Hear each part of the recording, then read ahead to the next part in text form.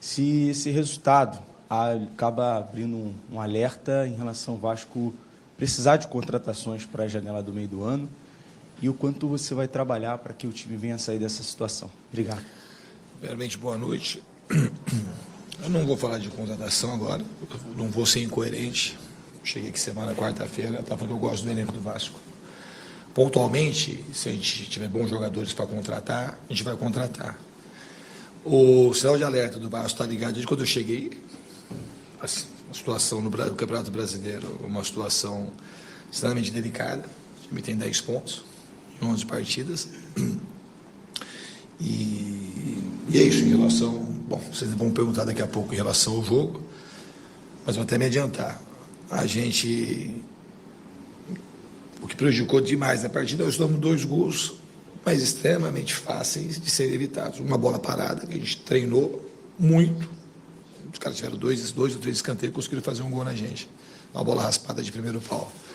Com 2 minutos de jogo, um lateral nosso, que a gente entregou, e terminou no escanteio do lado oposto, que é uma coisa que também a gente tinha alertado.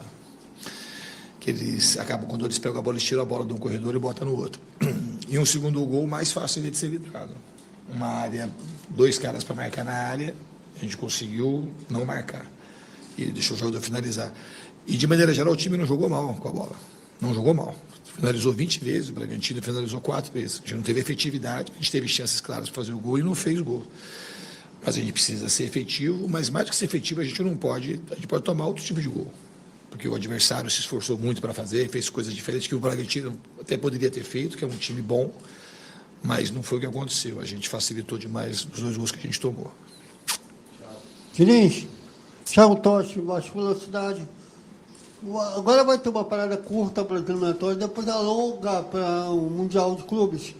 Até que ponto essa parada pode ser boa para o Vasco, para você achar alternativas para o time? Para nós, ela vai vir num bom momento, as 2 paradas, para a gente treinar mais, dar mais condição para o time. E é o que a gente vai tentar fazer, trabalhar em extrema dedicação e o time ficar mais forte e ganhar recursos em todos os aspectos do jogo, na parte física, na parte técnica, na parte emocional. Eu acho que para a gente as paradas ela vai ser boa, tanto uma como outra. Diniz, boa noite, né? Com devido cuidado, claro. Hoje a gente viu um Vasco bem estável, né? Você falou que teve momentos que a gente poderia sair com a vitória se tivesse aquele capricho. Na sua avaliação, até mesmo diante dessa pausa que vai ter de 30 dias, 40 dias, né, vamos botar assim, você enxerga que o segundo semestre, claro que o primeiro semestre a gente não tem que botar na sua conta, que são 6 jogos, podendo chegar aos 7º jogos. O segundo semestre a gente pode alcançar coisas positivas, evolução do time, brigar por alguma coisa, enfim. Não, eu acredito muito no time, que a gente vai conquistar coisa positiva, o time vai melhorar. Eu não acho também que o time, na minha conta, pode botar, desde que eu assumi aqui. Eu assumi, não vou ficar falando do para trás. Lá do para cheguei e tenho que ajudar o time a ganhar jogo. Eu não acho que o time, se comparar ao jogo do Fluminense, que esse jogo jogou muito melhor que o jogo do Fluminense, mas muito melhor. Muito melhor. Só que a gente precisa fazer o gol e não pode tomar. Um time que tem, se você tem 20 finalizações, o adversário tem 4, quando você olha, se você não sabe o resultado do jogo, você acha que foi 2-0, pelo menos, para o Vasco. Então, a gente não pode perder o número de chances que a gente perdeu, mas mais, eu repito, mais do que isso, a gente não pode tomar os gols que a gente tomou no jogo de hoje. Acho que foram gols muito evitáveis. Diniz, boa noite. Amadeu do canal Na Torcida Vascaínos. Você até tocou numa pergunta até que eu iria fazer. O Vasco, já há alguns anos, tem uma dificuldade imensa de bater lateral. Isso me chama muita atenção, pelo menos há um ano. Piton bate o lateral, a bola sobra, escanteio, gol, onde a bola passa, né, ele pega a pequena área e ninguém tira a bola. No segundo gol, você já vinha orientando o Piton, eu estava te acompanhando, você toda hora orientando o Piton. O jogador do Bragantino avança, de novo, o Piton vai recuando, a bola é alçada na área, e o João Vitor, eu não sei se ele demorou a ter aquele momento de reação dele, o Isidro Pita mata a bola no peito e faz o segundo gol. Aí eu queria ver com você se realmente é mais treinamento, principalmente o Piton e o João Vitor, e a respeito do Paulo Henrique. Porque eu senti que no primeiro tempo ele demorou muito, porque toda hora ele se abaixava, não sei se ele estava sentindo alguma coisa, e o Vasco jogou muito pelo lado esquerdo e não jogou pelo lado direito. O Paulo Henrique sentiu alguma contusão, professor? Boa noite. Não, boa noite não sentiu, porque senão ele tinha jogado pior no segundo tempo. Né? Ele foi muito melhor no segundo tempo. Foi quase que um ponta direito. Né? Então, também não... Mas eu vou... O segundo gol do Bragantino foi um erro muito coletivo. Assim, não é... O Piton, eu concordo com a tua análise de maneira, principalmente com as duas perguntas que você fez. É uma análise possível e ela tem sentido. Só que, para minha análise, todo mundo sabe, se pegar, todo mundo sabe que a gente errou um monte de coisa. A bola estava com o Bragantino, era uma falta, o segundo gol. A bola tocou para trás, a gente abriu o centro do campo sem ter que abrir, aí não fez a pressão adequada, e a gente fez pressão adequada quase que o tempo todo. Essa foi teve umas 3 subidas de pressão equivocadas do Vasco, essa foi uma delas. A gente abriu o centro, o jogador recebeu a bola livre, o Piton ele fez o movimento correto de andar para trás, senão ele ia tomar a bola nas costas e o cara ia sair já de frente para o Jardim. Então ele ia diminuir e ele foi meio que deixando o jogo mais lento, a gente tinha que preencher a área e a gente demorou para fazer o retorno defensivo. Então foi uma falha assim, bem coletiva. Eu não gosto de individualizar de maneira nenhuma as falhas do time, sabe? Então é isso que eu tenho para falar do segundo gol. Fernando, eu não posso falar de treinamento porque você não conseguiu tempo para treinar. Mas eu queria, nessa sua segunda passagem pelo Vasco, mesmo com poucos dias, qual é o problema do Vasco psicológico? O que você já detectou que precisa levantar o moral desse grupo aí? Não, eu não acho que o problema do Vasco que eu cheguei há pouco tempo, assim, quando ganha, eu cheguei há pouco tempo e fiz um monte de coisa. Quando perde, não deu tempo para eu trabalhar. Não, eu estou aqui, sou eu responsável, a partir de agora, sabe? Desde quando eu cheguei. Eu repito, o time não fez a partida ruim. Os caras estão treinando e treinando muito comigo. Só que a gente cometeu falhas coletivas hoje, dos 2 gols do Bragantino, que a gente não poderia cometer. E isso causou para a gente a derrota. Entramos com alguns jogadores um pouco que no segundo tempo subiram de produção. O Paulo Henrique foi um, não só ele. Que a gente melhorou e podia ter feito o gol e não oferecemos quase nada para o Bragantino. Eu fui colocando o time mais para frente e assim a gente conseguiu, de alguma forma, ser um time mais agressivo e ficou menos vulnerável que no primeiro tempo. Então o Vasco está evoluindo. A gente, sim, agora, hoje o que me preocupa muito é o resultado. Não adianta a gente jogar bem, finalizar 20 vezes e perder o jogo. Não adianta. A torcida quer vitória, a gente quer vitória, a gente precisa de vitória. A tabela de classificação não está lá quem joga bem. Então, quando você olhar a tabela de classificação, nós estamos lá ou na zona de abaixamento ou perto da zona de abaixamento. Então, a gente precisa ganhar jogo. Agora, se fala assim para mim, a gente não vai aumentar a nossa chance de ganhar jogo jogando mal. Mas jogando bem, a gente tem mais chance de ganhar do que de perder. Então, que a gente, no jogo específico de hoje, foi muito claro, muito factual. A gente ofereceu, praticamente, 3 finalizações para o Bragantino e tomamos 2 gols. Diniz, boa noite. Sérgio Quinte, canal Atenção Vascaínos. Eu vou te perguntar a respeito da sua opção nas substituições.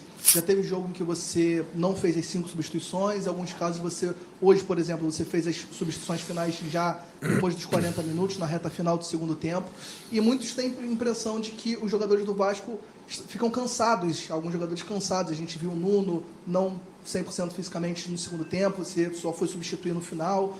Quando você demora para substituir ou não substitui, como já aconteceu, inclusive hoje, é porque você olha para o seu banco e você já disse que não conhece ainda está conhecendo os seus jogadores. Mas quando você olha, você não tem a convicção e a confiança de que os atletas que estão no banco vão corresponder ao que você precisa naquele momento, ou então é porque, no caso do Verratti, quando você não substitui o Verratti, mesmo fazendo uma partida hoje bem abaixo, que ele perdeu gols, é porque você não confia, não conhece ainda esses jogadores, ou porque não tem no seu banco de reserva jogadores com a característica que você precisaria para substituir. A condição física está legal, ao ponto de você não substituir nem pela questão física, achar que um jogador cansado poderia render melhor do que um jogador descansado só porque você não conhece? Obrigado. Então, uma das coisas que, de fato, eu não conheço na plenitude do elenco, mas hoje as 2 substituições foi perto do final. Mas não dá para a gente fazer as 5 substituições faltando Você pode até fazer, mas faltando 30 minutos. Aí você machuca alguém, se alguém, você não tem como mexer, mas no time. Então, eu fui fazendo as substituições na medida que eu achava. Às vezes o jogador, eu percebo que ele está um pouco mais cansado. Aí você tem que fazer uma conta daquilo assim, do time que está mais treinado, do entendimento tático do jogador, se o time vai melhorar ou não, que é a conta que eu procuro fazer. Em relação ao Veguete, não é porque eu desconfio dos outros, é porque eu confio muito nele.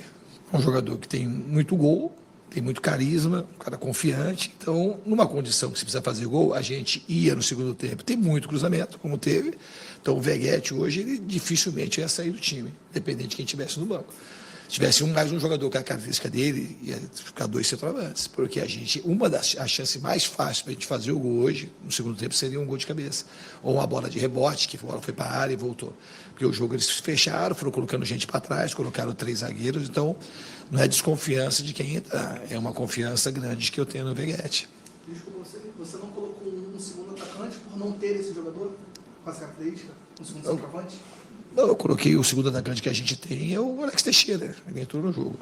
Ele já jogou de falso 9 aqui, a gente tinha a ideia, no fundo, essa hora que a gente assim, discute um pouco o resultado. Mas nessa hora, tinha até porque o Ryan é um jogador atacante, mas na base jogou várias vezes de 9, já jogou aqui de falso 9. Então a gente tinha o Ryan, que tem boa altura, tem cabeceio, o Veguete e entrou o Alex Teixeira. Então assim, a gente estava com um time para preencher a área, que a ideia era, de fato, aproveitar melhor os cruzamentos. Infelizmente, a gente não conseguiu fazer nenhum gol e perdemos a partida, mas em termos de ideia e das mexidas, o que eu pensei foi isso que eu estou te dizendo. Diniz, boa noite. Danilo do Expresso 923. Foram quase 20 chutes em direção ao gol e o Vasco, acredito que chegou a 5 na direção exatamente do Cleiton. Faltou eficiência no ataque e defensivamente. Falta ainda o Vasco entender esse ritmo de recomposição que você pede das suas equipes, a intensidade que você pede tanto para defender como para atacar, e utilizando o que o nosso amigo Kindy aqui disse, o trio da frente, Nuno, Ryan e Verratti, e os 2 mais ofensivos no meio campo, Tietê e Coutinho, cansam no segundo tempo, tem dificuldade de fazer essa recomposição, e isso faz com que o time fique exposto lá atrás? Obrigado. Então, vamos analisar o que foi o jogo, né? Vamos pensar junto aqui. O que aconteceu de falta de recomposição não foi no segundo tempo. Isso aconteceu no primeiro tempo, por isso que a gente tomou gol. Então, não é uma coisa, é sempre uma... Já falei isso outras vezes, o que perde o jogo e a gente acaba fazendo uma análise meio torta das coisas. A gente teve falta de recomposição no começo do jogo, nos 20 primeiros minutos e até tomar o segundo gol. O segundo gol foi uma falta de recomposição muito clara, então os jogadores não estavam cansados. E no segundo tempo a gente teve pouca, a gente até voltou bem, quando a gente teve que voltar, o Bragantino não se armou muito para contra-ataque, estava mais armado para não tomar o gol. E eu concordo muito com você disse o seguinte, assim, o time já sabe que tem que recompor. A gente foi extremamente eficiente na recomposição contra o Melgar, mesmo com 3-0. E hoje a gente foi muito, porque a gente tomou um gol, tá bom, tá 1-0, então a gente tá 1-0, vai dentro do primeiro tempo, a gente vai ficar exposto, não vai voltar rápido, a gente precisa fazer o segundo gol. É muito mais fácil você tomar como tomou do que fazer o primeiro. Então, eu acho que o time já entendeu que precisa recompor rápido, principalmente para defender. Se vira 1-0, é diferente o cenário. 2-0 para o adversário, fica mais tranquilo para defender. Então, no fundo, o time já entendeu o que precisa fazer, precisa ser mais consistente. Não dá para fazer contra o Fortaleza, fazer contra o Melgar. Fizemos bem também lá contra o Lanús e deixar de fazer um jogo como o de hoje aqui. Mas em relação a esse trio ofensivo, e Tietê e Coutinho, eles têm essa natureza, essa capacidade de fazer essa recomposição fisicamente, eu digo, até no primeiro tempo? Não tem. Assim, se não tivesse, se você não fez contra o Fortaleza? Não fez contra o Melgar, fez o tempo todo contra o Melgar. Você pegar um vídeo aí, pode pegar e assistir. Fizeram com muita dedicação. Então, lógico que tem. E também não é uma coisa, não tem como não ter. Isso é uma coisa simples. Ter boa vontade para correr para trás só. Não é uma coisa... o cara pode ser, pode cansou, aí você troca, como trocamos contra o Melgar. Mas é uma coisa que isso qualquer um pode fazer. É só correr para trás. Correr e ajudar a defender. Um time com uma característica um pouco mais ofensiva, que o time tem jogado, o time tem que se dedicar. E eles têm se dedicado bastante. não se dedicou na hora que a gente tomou o segundo gol e a gente foi punido por conta disso. Aqui, Diniz, boa noite. Joel Silva, do canal Colina em Foco.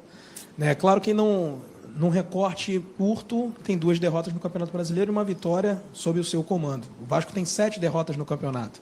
6 delas para times da primeira página da competição. Bragantino, Palmeiras, Cruzeiro, entre outros. Só o Vitória que, digamos, briga lá na parte de baixo. Você acredita que, assim, qual é a mensagem que você pode passar para o torcedor? Qual é o campeonato do Vasco? Entendendo e projetando esse tempo que você vai ter para trabalhar. É uma coincidência, porque se trata do líder do campeonato que ganhou em São Januário um jogo onde o Vasco não perdia desde novembro do ano passado. Então é um pouco, talvez para o torcedor, dar um balde de água fria ou até mesmo um choque de realidade. Queria que você fizesse algum tipo de relação sobre isso.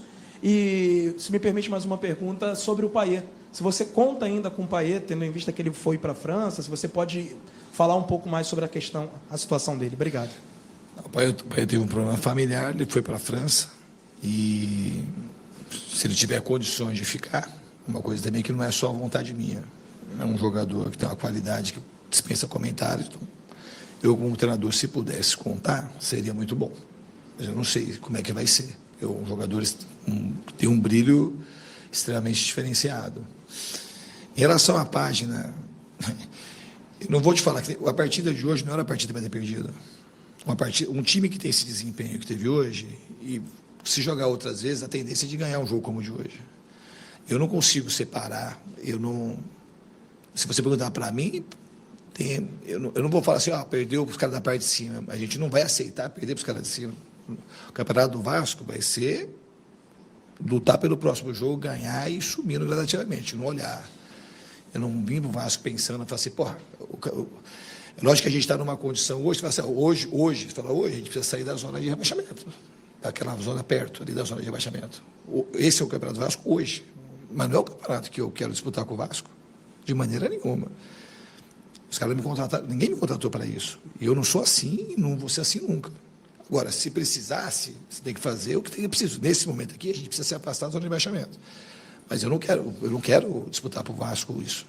A gente precisa vencer, precisa parar de vacilar, ser mais consistente, ganhar jogos e sair dessa zona para pensar a coisa melhor. Nesse momento aqui, a gente precisa se afastar da zona. Mas eu não fico pensando na zona de rebaixamento, eu fico pensando que a gente tem condição de ganhar o próximo jogo, e o próximo jogo, e o próximo jogo. Diniz, boa noite. Bruno Murito, do GE. Nos seus 2 trabalhos anteriores, no Fluminense e no Cruzeiro, você tinha uma peça assim que era, lógico, em todos os times é fundamental, mas o papel do primeiro volante era muito importante no seu time, né? Tanto na saída de jogo, logo ali do lado do goleiro, com o André e o Romero, por exemplo. O André no Fluminense e o Romero no Cruzeiro. Aqui o Vasco tem oscilado muito nessa posição. Assim, o Hugo vinha uma boa fase, depois caiu de rendimento, hoje está suspenso, claro. O Jair oscila também, ainda não se firmou uma posição. Você já testou o Cocão também. Você tem tido dificuldades para encontrar esse tipo de jogador que tenha uma boa saída e seja intenso também fisicamente, sem a bola, assim, na defesa? Obrigado. Acho que não é uma questão. Eu gosto dos 3 jogadores. A gente falou. Acho que, assim, nesse sentido, é um trabalho ainda muito curto. O Hugo ficou fora das 2 partidas. Né? O Matheus saiu jogando contra o Fluminense, mas jogou de segundo, não jogou de primeiro, jogou o Hugo. Aí o Jair jogou bem, no jogo contra o Melgar, que tem um jogador que tem muita técnica.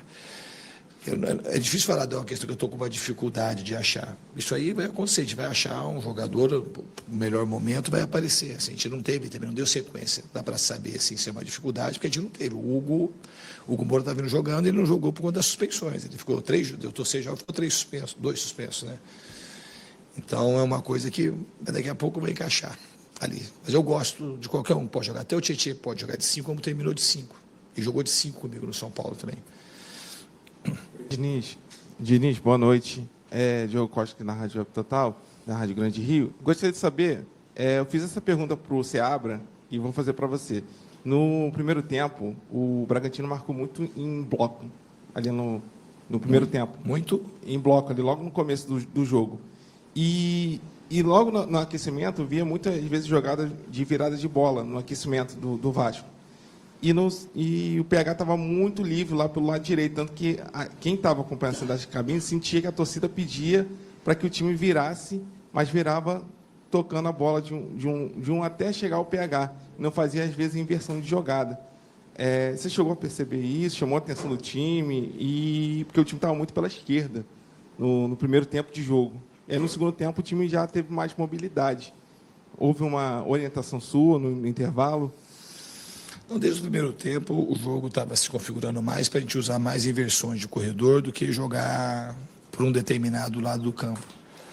Isso já foi pedido desde o primeiro tempo. O time também estava treinado para esse tipo de abordagem. E o Bragantino marca em bloco o tempo todo, não marcou em bloco no começo do jogo. Marcou no começo do jogo, não dá nem para você configurar, porque no começo do jogo, deu 2 minutos, o primeiro minuto do jogo, a gente estava com a bola, perdemos a arremesso lateral nosso, a gente perdeu a bola, tomamos um gol com 2 minutos. E depois a gente já foi modificando aos poucos a maneira de atuar e foi utilizando mais os corredores. Aí o Paulo Henrique, no intervalo, a gente conseguiu orientar para colocar ele mais no jogo, uma posição mais na frente, e a gente conseguiu distribuir mais o jogo pelos dois lados. Mas no primeiro tempo a gente jogou mais pelo lado esquerdo e mandaram a coisa que precisava o intervalo para corrigir isso. O Paulo estava um pouco mais encolhido, que ele fica naturalmente, do que ele foi aqui. De todos os jogos, esse foi o jogo que o Paulo Henrique ficou mais encolhido, sem muita necessidade no primeiro tempo. No segundo tempo ele jogou mais dentro das características que ele atua de maneira natural. Não que em um determinado momento a gente não possa encolher um lateral ou outro, mas hoje a ideia não era encolher o Paulo Henrique em nenhum momento. Boa noite, Diniz. Thiago Carvalho, da Band. Eu acho que você até falou isso depois do jogo contra o Lanús, sobre a questão de quando o Vasco toma um gol, muitas vezes, pelo menos anterior a você, o Vasco sentia muito esse gol e às vezes mudava o estilo de jogo. Eu queria até ir em contramão à pergunta dos colegas, porque eu senti que hoje, mesmo tomando gol muito cedo, o Vasco continuou construindo o jogo, continuou tentando o resultado. Queria saber se você já teve essa conversa com os atletas. Você falou sobre isso lá no início, a gente até falou com você, quando você chegou, sobre essa coisa de cuidar um pouco do mental desses jogadores. A gente sabe que você tem um trabalho muito individual com os atletas, no sentido de conversar com eles durante as atividades, durante a semana, etc. Sobre essa questão específica de quando leva um gol, não deixar cair, e eu acho até que ele deixou de cair ultimamente, principalmente hoje. Você já conseguiu conversar isso com eles, diretamente sobre isso com eles? Não, eu acho que hoje eles conseguiram reagir muito bem ao primeiro gol e a gente teve pelo menos umas 3 ou 4 chances claras para empatar, pelo menos empatar o jogo no primeiro tempo. Aí no segundo tempo a gente foi um time bastante coerente com o que ele precisava fazer, a gente se expôs, entre aspas, que a gente ofereceu pouco contra-ataque para o Bragantino, que é um time muito forte em transição. Um time leve, um time rápido, com jogadores jovens. Então, eu acho que teve uma mudança. O que a gente hoje não dá para admitir é perder um jogo que você finaliza 20 vezes e o adversário finaliza 3 ou 4. Então, a gente hoje está discutindo mais o resultado, que nesse momento aqui é a coisa mais importante. A gente precisa ganhar o jogo. A gente não pode perder um jogo que se finaliza... O adversário fez muito pouca força para a gente hoje. Se pegar, provavelmente, é o jogo que o Red Bull finalizou menos vezes durante o campeonato. Mas conseguiu fazer 2 gols na gente não fez nenhum no Red Bull. É um time que reagiu diferente, né? Não, reagiu diferente. Reagiu diferente e isso passou para o torcedor. Porque era normal, com 2-0, a gente ser vaiado o segundo tempo inteiro. O time conseguiu empurrar, mas não conseguiu ser efetivo. Foi tendo chance, bola parada, chute fora da área, bola de cabeça, de rebote. E o Bragantino soube se defender. Teve mérito para ganhar o jogo. Não é que o Bragantino não mereceu. O Bragantino mereceu ganhar.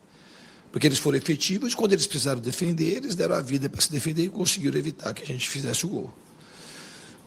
Diniz, boa noite. Rodrigo Campos, TV Brasil, Rádio Nacional. Eu queria que você falasse especificamente sobre um jogador, que é o Felipe Coutinho, que veio como a grande esperança do Vasco, é um ídolo criado aqui, mas não tecnicamente, sim em relação à personalidade. É dele mesmo essa coisa de repente, seria interessante assumir a responsabilidade de ser o 10, o craque do time, e chamar a responsabilidade para ele, ou isso não te incomoda, é normal? Obviamente, por ser um esporte coletivo, a responsabilidade é de todos e não somente dele. Mas como ídolo, chamar essa responsabilidade é uma coisa que faz falta? Eu já falei, acho que é um presente para a gente ter o Felipe Coutinho aqui. Ele é um dos jogadores mais talentosos que eu trabalhei e que eu vi nascer nesses últimos 15, 20 anos. Eu acho que ele tem chamado a responsabilidade, o Felipe. Acho que ele tem participado bastante do jogo. E a gente teve um pouco de dificuldade hoje, principalmente para terminar as jogadas, mas eu acho que ele está crescendo cada vez mais comigo. E ele tem um tipo de personalidade um pouco mais retraída, mas que é dele, mas isso não deixa dele ser um 10. Ele chamou a responsabilidade e foi o melhor jogador do Liverpool durante 2, 3 anos, numa época que o Liverpool estava jogando muito bem. Então, ele tem sido, aqui comigo, pelo menos assim que eu considero, um jogador que tem chamado a responsabilidade, sim. Ele participa da construção, ele participa do jogo, ele ajuda a destravar e clarear o jogo. E eu estou contente com ele. Tá? Diniz, Lineker, Beyond, a hora do Vasco aqui. Queria fazer uma análise sobre o seu estilo de jogo, porque quando você propõe a partida, está com o controle da bola, chega na intermediária, você utiliza muito mais os laterais atacando a última linha do que propriamente os jogadores do setor ofensivo.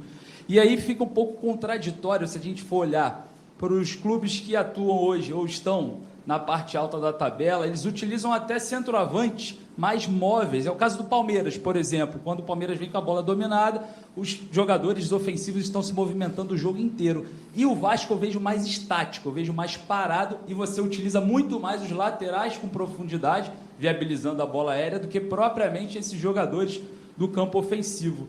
Como que você vai trazer um estilo para o Vasco, um estilo propositivo vertical? O que você precisa e o que você analisa para que, quando o Vasco vier com a bola dominada, tenha mais opções na parte ofensiva do que propriamente usando os laterais que vêm de trás, e a gente vem, no caso, né, de utilizar tantos laterais e o desgaste físico aparece. O Paulo Henrique hoje várias vezes mostrou esse desgaste ali, agachou várias vezes dentro do campo. Então eu queria perguntar para você, o que falta para ter mais mobilidade no campo ofensivo quando você vem propondo o jogo? Porque claramente dá para ver que o ataque está estático.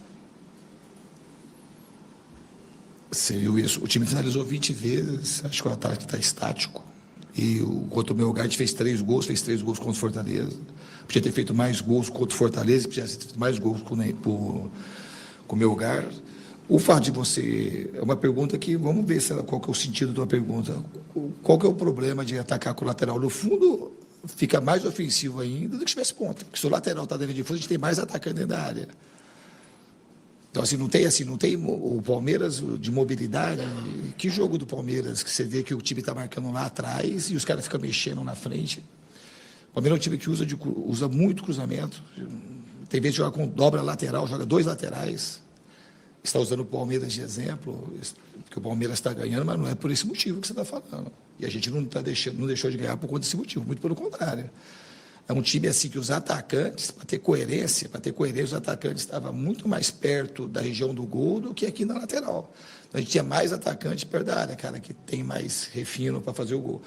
Depois que o Adson entrou, se você percebeu, o Adson veio aqui para o lado direito e fez uns 3 ou 4 bons cruzamentos, o Lloyd depois do lado direito. Agora, se você tem 2 laterais ofensivos, como é que ele não vai atacar o Piton e o Paulo Henrique? Qual o sentido de você ter um lateral ofensivo ficar por trás? Quem que vai atacar? Se você ataca com o lateral, você tem mais gente na frente para poder deixar de fazer o gol. É uma pergunta, se a gente discutir resultado do jogo, o Bragantino que atacou muito, hoje, você finalizou 4 vezes, 3 ou 4, se a gente finalizou 20 vezes, como é que tem sentido a tua pergunta? Eu, sinceramente, não acho que ela carece de sentido. Você podia ter jogado melhor, sempre pode mexer mais, ter mais mobilidade, mas não é uma coisa porque o lateral está jogando na frente que aconteceu esse tipo de episódio. Agora, mover mais sempre move, sempre pode mover. Você pega um time que desce todo mundo, colocou depois 3 zagueiros, os caras jogaram praticamente com 9 caras dentro da área, onde vai ter espaço para você mover em 5 metros, fica ali. Quase sempre, numa questão como está o jogo do Bragantino hoje, as jogadas vão terminar em cruzamento, e depois vai dar rebote, vai ser escanteio, ou vai ser chute de fora da área. Então, eu acho que o time conseguiu produzir bastante coisa. O que faltou para a gente foi ter capacidade de fazer o gol. Faltou contundência para a gente fazer o gol, que o Bragantino teve, a gente não teve. Obrigado, Fernando Diniz. Boa noite a todos, gente.